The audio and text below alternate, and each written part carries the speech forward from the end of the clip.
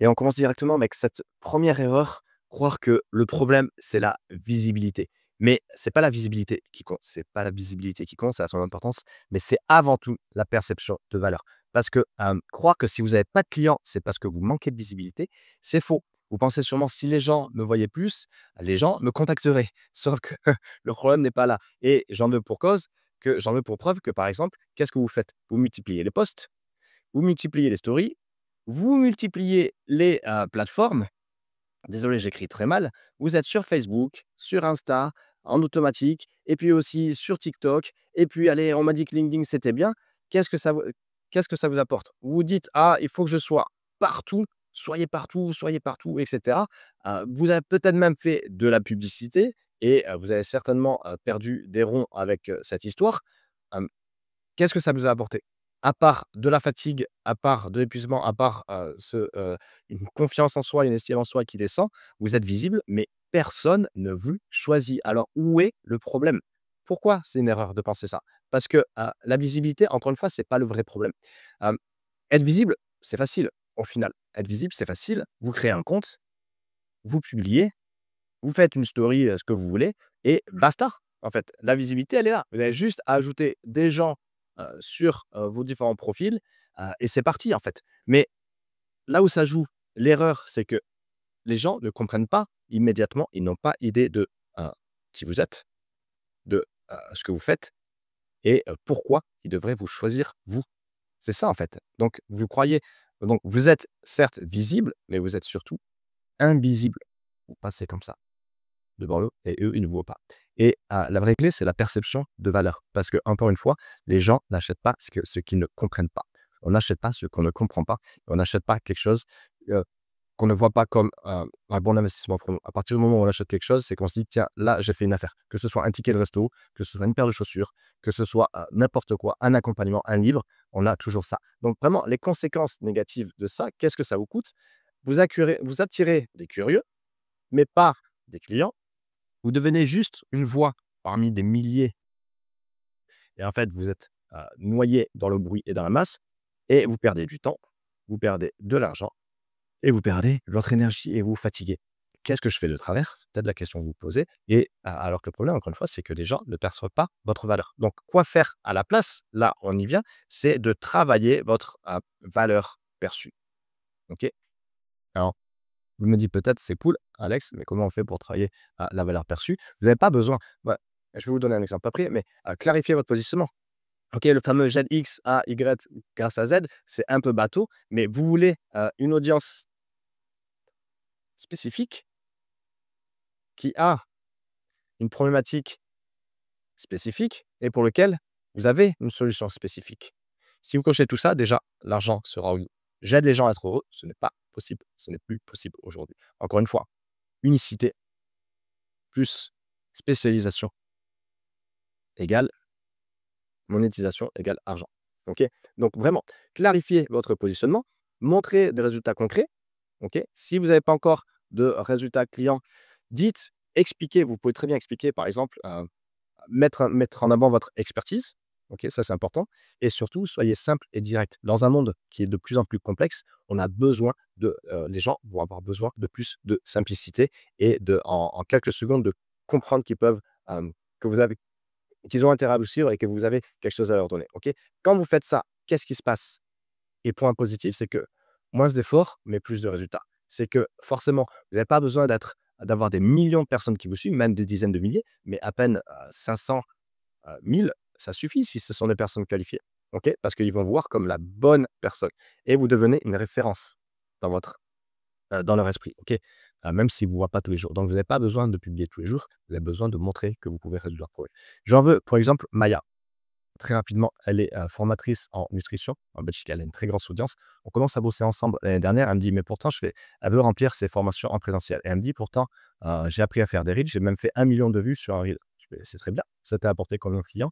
«Beh, aucun». Mais ça m'étonne pas. Qu'est-ce qu'on a fait? On n'est pas allé chercher la visibilité, on est allé chercher la conversion. On a mis en place elle avait, une liste mail, elle avait une audience sur Facebook. On a mis en place un webinaire live où on a exposé 3 problématiques et vraiment pour faire changer les croyances, et les objections et en fait, derrière, elle a donné de la valeur, expertise, connexion, heu, honnêteté, hem, transparence quelque part et derrière, elle a fait un appel à l'action vers ces formations et elle les a remplies, en fait. Elle les a beaucoup plus remplies qu'en faisant des reels. Les reels, c'est bien, j'en fais aussi, mais ça ne convertit pas. OK? Donc vous voyez que tout simplement, elle avait pas un problème de visibilité, elle avait un problème de valeur perçue et c'est ce qu'on est allé chercher. OK? Donc vraiment pour ce premier point, c'est hyper important de garder ça en tête et d'appliquer et vraiment de travailler ça et de ne pas travailler ce qui ne compte pas. Ce qui nous amène à la deuxième erreur, croire que vos clients vont venir tout seuls ou y aller sans aucune idée et sans aucune intention. OK? Ça, c'est vraiment capital parce que, peut-être que vous vous reconnaissez là-dedans, donc vous créez du contenu, OK? Ça oui, parce qu'on vous a dit que c'était bien, mais vous ne savez pas pourquoi, vous ne savez pas comment, vous ne savez pas dans quel but, vous avez aucune idée si ça touche les bonnes personnes avec le bon message. Vous passez du temps à peaufiner vos offres et on va le voir sur le point 3, toute seule dans votre coin sans savoir si en fait il y a un réel besoin, un réel intérêt en face. Donc vous perdez du temps, procrastination déguisée et justement le temps où vous dites, bah, forcément vous vous dites que, peut-être, il faut plus de temps et que c'est pas facile, et cetera et peut-être qu'avec un autre poste mais au final, vous le savez, vous tournez en rond. Vous tournez en rond et ça, quelque part, c'est tragique parce que le temps, c'est la seule ressource qu'on récupère pas. Et pourquoi c'est une erreur? Parce qu'en business, parce que vous êtes un business, hein, vous êtes un business, vous êtes thérapeute, coach indépendant. Moi, je suis, coach et consultant, mais je suis aussi chef d'entreprise. Donc, ça, c'est important. En business, c'est pas une question de chance, c'est pas une question de patience, c'est pas une question de hasard, c'est une question de compréhension du comportement de vos futurs clients et donc de savoir quel problème on va résoudre. Parce que vous, avec votre spécialité, si on vous paye, c'est parce que vous savez résoudre un problème. OK? C'est l'essence même du chose. Mais, vous êtes pas intentionnel et ça, c'est problématique parce que qu'est-ce que c'est? L'idée, c'est de vraiment poser des intentions et de dire: «OK, je fais ça, pourquoi je le fais? Parce que, et comment je le fais?» OK? C'est comme vouloir pêcher sans savoir où sont les poissons. OK, je pars pêcher. OK, mais on va où, en fait? Et si vous allez dans un endroit où, vous lancez des hameçons et il y a pas de poissons, beh, vous allez rien pêcher. C'est comme vous dire: «OK, mais j'ouvre un magasin, OK, cool, en plein milieu du désert. Ah, bon, peut-être que c'est pas terrible» et les conséquences, j'exagère, mais à peine, vous voyez? Heu, c'est comme poster sur une page Facebook, ça ne sert à rien, ça ne sert à rien, OK? Donc, conséquences négatives, beh, forcément la confiance, elle prend un coup. Vous vous dispersez parce que tiens, X, ça a pas marché, Y, j'ai essayé, ça a pas marché, Z non plus, A et cetera. Oh, en fait, on nous raconte vraiment n'importe quoi sur le web, tous des charlatans et cetera, il y a rien qui marche. OK, mais en fait, encore une fois, pourquoi? Comment? Et surtout, est-ce que vous savez mesurer? OK? Hem et vous finissez par douter de vos compétences. Est-ce que je suis vraiment fait pour ça? C'est pas encore une fois, c'est pas une question de, de compétences intrinsèques, de qualité intrinsèque. C'est juste que, vous visez, heu pas forcément au bon endroit, pas avec le bon message et pas aux bonnes personnes, OK? Donc du coup, le risque, c'est de baisser ses prix en croyant que c'est une bonne idée parce que ça va faire venir plus de monde. Non, voire erreur numéro 1, à savoir valeur perçue, OK? Parce que quand on est bien positionné, le prix n'est plus un problème et preuve en est tout à l'heure, ce que je vous disais avec Verena qui a depuis signé sa deuxième cliente alors qu'elle a fait des mois sans rien. Là, elle a fait 2 clientes en, 10 jours à 1 500 €. Donc elle a fait 3 000 € alors qu'il y avait des mois où elle a rien fait. Vous voyez? On a travaillé son offre, on a travaillé son positionnement, on a travaillé sa posture. Forcément, tout ça mis bout à bout fait que, conséquence, elle vend. Donc ça c'est bien sûr et au départ, elle était comme vous, hein, elle se sentait piégée, elle se sentait, fatiguée, mais c'est pas une fatalité, c'est pas une fatalité. Donc quoi faire à la place? Vous vous demandez peut-être, déjà, allez là où sont vos clients. Vos clients, allez là où ils sont. Où sont-ils? OK? Ça, c'est important. Mettez-vous à leur place. Vous avez naturellement beaucoup d'empathie. Mettez-le au service de votre activité. Ça, c'est capital. Où sont-ils? Alors, qui ils sont? Où ils sont? Et qu'est-ce qu'ils veulent entendre? Et qu'est-ce qu'ils veulent? Tout simplement. Encore une fois, méthode de simplicité active. On ne réinvente pas la roue, on ne se croit pas plus malin, on est à l'écoute. OK? Tout simplement. Soyez simple et intentionnel. Parlez directement de leurs problèmes. OK? De la simplicité, de l'intention. Mettez de l'intensité, un contenu, une douleur, une solution. Chaque action que vous faites doit répondre à une question. Qu'est-ce que mon client cherche aujourd'hui? Qu'est-ce qu'il veut? Qu'est-ce qu'il a besoin d'entendre? OK? Regardez-vous, si vous avez cliqué sur la pub, que vous êtes inscrit, que vous êtes encore en train de regarder la vidéo, c'est parce que vous avez un intérêt. OK? Je ne suis pas en train de parler de moi. Voyez l'idée? Ça, c'est vraiment important. Dans un monde, encore une fois, qui devient de plus en plus complexe, IA, automatisation, la clé, c'est de simplifier et de privilégier la relation et le contact, OK? Et d'aller droit au but, d'accord? C'est pour ça que là, il y a pas de foufou sur la vidéo, OK? Conséquence positive, quand vous faites ça, moins de contenu, mais beaucoup plus d'impact. Vous savez quoi dire, où et à qui, et donc vous avez des résultats. Vous avez des résultats. Des clients qui viennent naturellement parce qu'ils se sentent compris et ils vous voient comme quelqu'un qui peut résoudre leurs problèmes. OK? J'en veux pour preuve Anne-Cécile qui, quand elle a commencé avec nous, se lançait complètement. Elle venait d'avoir sa formation sur les constellations familiales et elle se lançait. Elle a commencé avec un profil Facebook qui n'était pas à jour et qu'elle a attendu volontairement. On lui a dit: «OK, attends, c'est pas encore la priorité», parce que en fait, tout simplement, heu, elle est allée lavouter le poisson et au bout de son premier mois de sa du début de sa vie d'entrepreneur, elle a réalisé 3 000 € de vente, alors qu'elle avait pas de présence en ligne et cetera. Pourquoi? Parce qu'elle est allée pêcher là où il y a du poisson et là, je vais tenter de dessiner un poisson. Non, c'est plus le signe infini. Hop là, voilà, elle a pêché. Vous voyez? Je ne vais pas dessiner de Cécile, OK? Mais est-ce que vous aussi, vous aimeriez faire 3 000 € presque comme ça? C'est possible, c'est possible. Allez chercher vos clients là où ils sont avec un message simple et clair et vous verrez la différence et justement, ça nous amène au troisième point. Et troisième erreur, et celle-là, elle coûte cher aussi, c'est d'avoir une offre molle ou de ne pas mettre en avant son offre, OK? Une offre molle, une offre floue, qu'on cache derrière du contenu sans jamais vraiment l'assumer et gardez en tête qu'une offre générique, c'est une offre invisible. Une offre générique, encore une fois, j'aide les gens à être heureux, ça ne marche pas et une offre qu'on présente, un produit qu'on présente par ses caractéristiques, c'est nous, on va pas voir l'intérêt. Je vous explique, je vous donne un exemple. Ma maman, il y a quelques années, voulait changer son ordinateur. Je lui ai dit: «Maman, passe sur un Mac, franchement, tu vas pas avoir à t'en occuper et cetera». Je lui ai pas dit: «Alors, il y a un lecteur SSD, il y a tant de gigas, il y a tant de mémoire, le processeur machin».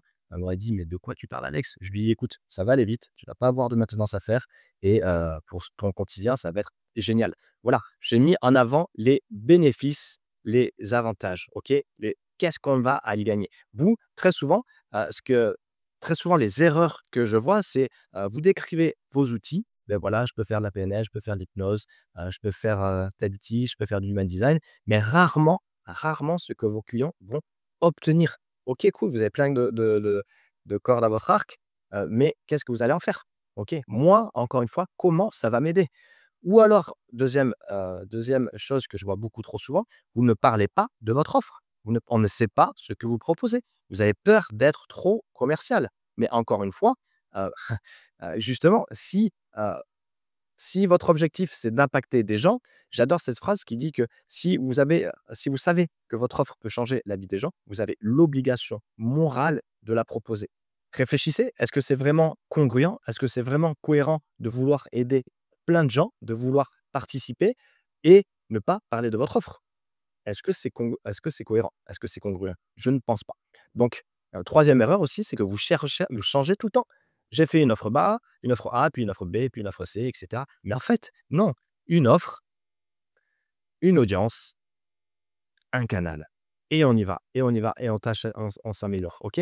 Parce que vos clients, ils achètent pas une méthode, ils achètent résultat un résultat. Moi, j'ai mal ici, ça va mal ici, je suis coincé ici, je veux aller là, là où ça va bien, OK, à B. Qui va mener là? Je cherche quelqu'un pour m'amener là et ce quelqu'un, vous avez des personnes là, au moment où vous regardez cette vidéo, vous avez des personnes qui, au lieu d'acheter chez vous, vont acheter chez quelqu'un d'autre, qui est peut-être plus mauvais que vous, OK? Ça, c'est important, hein, OK? Ils achètent un résultat. Si c'est flou, on n'y va pas, ils passent à autre chose. Ils veulent plus d'un généraliste, ça ne marche pas, OK? Ils veulent qu'on écoute et qu'on résolve leurs problèmes, encore une fois. Arrêtez d'être égoïste: «Ah mais non, moi je suis super altruiste». Mais non, en fait, si vous étiez vraiment hyper altruiste, vous parlerez de votre offre à des gens et vous feriez le boulot, en fait. Et vous ne seriez pas en train de parler de vos offres, de vos outils, de ci, de ça, de moi, je. Non, parlez-leur à eux, OK? Ça, c'est vraiment important. Parce que là, si vous ne changez pas, qu'est-ce qui va se passer? Eh beh, personne ne va comprendre ce que vous vendez, on ne sait pas. Vous allez encore une fois mettre vos prix tirés vers le bas, mais vous allez pas vendre plus et vous allez fermer, tout simplement. Ou vous allez dire adieu à vos rêves. Et est-ce que, pour de simples points que vous pouvez résoudre et qui ne sont pas compliquées, hein, encore une fois, avec la bonne approche de simplicité active, c'est pas compliqué, c'est juste des petites actions à mettre bout à bout qui, encore une fois, à la fin, au bout de la journée, donnent de gros résultats. Donc, est-ce que mettre vos rêves dans le tiroir, est-ce que ça vaut le coup? Alors qu'il y a des choses simples à mettre en place, OK? Quoi faire à la place, par exemple? OK? Encore une fois, quoi faire à la place? Je sais, je me répète, audience, problème spécifique et résultat tangible et surtout et parler de vos offres. Ouais, mais j'en ai parlé une fois, c'était il y a 3 semaines. OK, mais en fait, il y a 3 semaines, les gens sont passés à autre chose. Les gens, c'est vous, hein, les gens, c'est moi. Donc heu, donc regardez comment vous vous comportez et dites-vous que les gens se comportent de la même façon, OK? Donc parlez résultats, mettez en avant vos offres et cetera. C'est important, c'est vraiment important, OK? Grâce à ça, qu'est-ce que vous allez gagner? Vous allez pouvoir augmenter vos prix parce que vous allez être mieux positionné. Vous allez naturellement attiré parce qu'on va enfin voir l'intérêt et: «Ah putain, mais c'est génial ce que tu proposes, c'est exactement pour moi». Ah, beh, là et forcément et la posture va changer. La façon dont on vous regarde va changer, OK? Et vous devenez la personne à contacter, d'accord? Et je vais vous donner un exemple, Sonia, que j'adore, avec qui on travaille depuis, quelques mois, thérapeute, artiste, ça va vite, c'est assez confus, mais justement, on fait un gros travail d'élagage. Un gros travail d'élagage, donc ça, c'est sur on va dire la partie plus perso. Sur la partie pro, ces offres, en fait, c'était le dawa, c'était des pages et des pages de caractéristiques. OK, on a résumé, on a raccourci, on est allé chercher les avantages, les bénéfices et maintenant, elle vend des accompagnements à 2 500 € qu'elle ne vendait pas avant à moins cher. Pourquoi? Parce qu'en fait, on voit, elle parle de ses offres et elle parle bien de ses offres. Tout simplement. Encore une fois, ce sont des points à mettre en place et ça, c'était vraiment le troisième point de l'offre floue et de l'offre trop générique caractéristique. Donc si vous voulez plus de clients et je sais que vous en voulez, clarifiez, assumez, montrez votre offre, parlez, assumez votre posture. Parce qu'un client ne choisit pas l'offre la plus visible, hein, il ne choisit pas l'offre la plus visible, il choisit l'offre la plus claire et spécifique à son problème.